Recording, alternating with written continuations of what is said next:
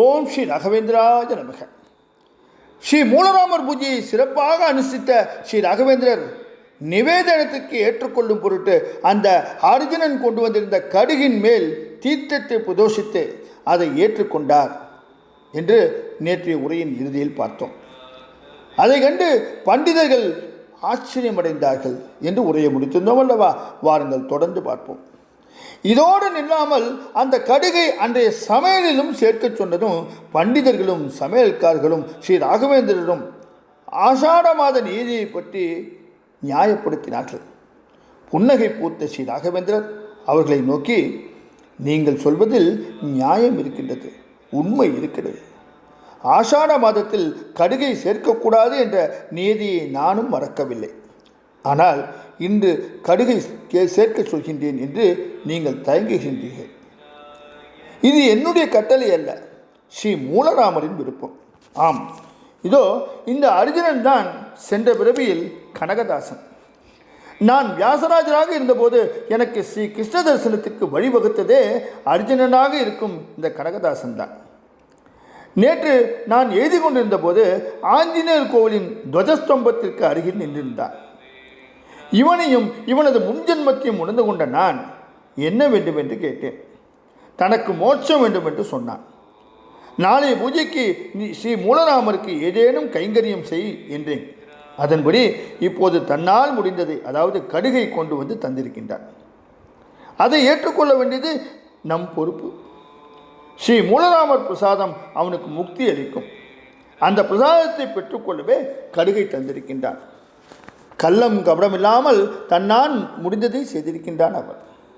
ஸ்ரீ மூலராமரே இதை ஏற்றுக்கொண்டிருக்கின்றார் என்றுதான் நாம் நினைக்க வேண்டும். நேற்று என்னை கண்டதிலிருந்து ஸ்ரீ மூலராமருக்கு எதை எடுத்துச் செல்லலாம் என்பதிலேயே நேரத்தை செலவழித்து இறைவனிடம் வேண்டியிருப்பான். அந்த வேண்டுதலின் முடிவாக இந்த கடுகு நம்மிடம் வந்திருக்கின்றது. பகவத் பிரீத்திக்காக சில சாஸ்திர சம்பிரதாயங்களை மாற்றிக்கொள்வதில் தவறு கிடையாது.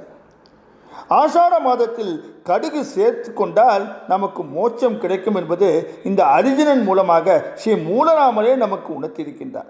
ஆகையால் ஆஷாட மாத சாதுர்மாச விரதத்தின் போது கடுகு சேர்த்துக் கொள்வதில் தவறில்லை என்று ஸ்ரீ ராகவேந்திரர் சொன்னதும் அதன்படியே ஏற்றுக்கொண்டார்கள். அன்றைய போஜனம் அர்ஜுனனுக்கும் பரிமாறப்பட்டது. ஸ்ரீ மூலராமர் பிரசாதத்தை உண்ட அர்ஜுனன் பகவத் நாமாவை பாடிக்கொண்டே முக்தி அடைந்தார். அந்த ஆஞ்சநேயர் கோவிலுக்கு எதிரிலேயே உண்மையான பக்தியால் மோட்சமடைந்த அர்ஜுனுக்காக துவஜஸ்தம்பம் போன்ற ஒரு கம்பத்தை எழுப்ப கட்டளையிட்டார் ஸ்ரீ ராகவேந்திரர். தற்போதும் கூட ஸ்ரீ சஞ்சீவிராயன் சன்னதிக்கு எதிரே அந்த துவஜஸ்தம்பத்தை போன்ற கம்பத்தை நாம் பார்க்கலாம். இந்த நிகழ்ச்சியினால்தான் இன்றும் கூட ஆஷாட மாத சாதுர்மாச விரதத்தின் போது ஸ்ரீமடத்து சமையலில் கடுகை சேர்த்து வருகின்றார்கள். உண்மையாக பக்தி கொண்டிருந்தால் அந்த பக்திக்காக இறைவனே கூட சாஸ்திர சம்பிரதாயங்களை மாற்றிக்கொள்ள அனுமதிப்பான் என்பது இந்த நிகழ்ச்சியின் மூலமாக தெளிவாகின்றது.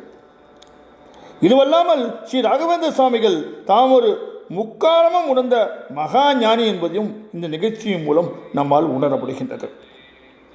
தான் முற்பிறவியில் ஸ்ரீ வியாசராஜராக அவதரித்ததையும் அர்ஜுனனாக வந்தவன் முற்பிறவியில் கனகதாசனாக இருந்ததையும் எல்லோரிடமும் வெளிப்படையாகவே அவர் சொன்னார். அர்ஜுனனுக்கு மோட்சம் கிடைப்பது உறுதி என்றார். அதன்படியே மோட்சமும் கிடைத்தது.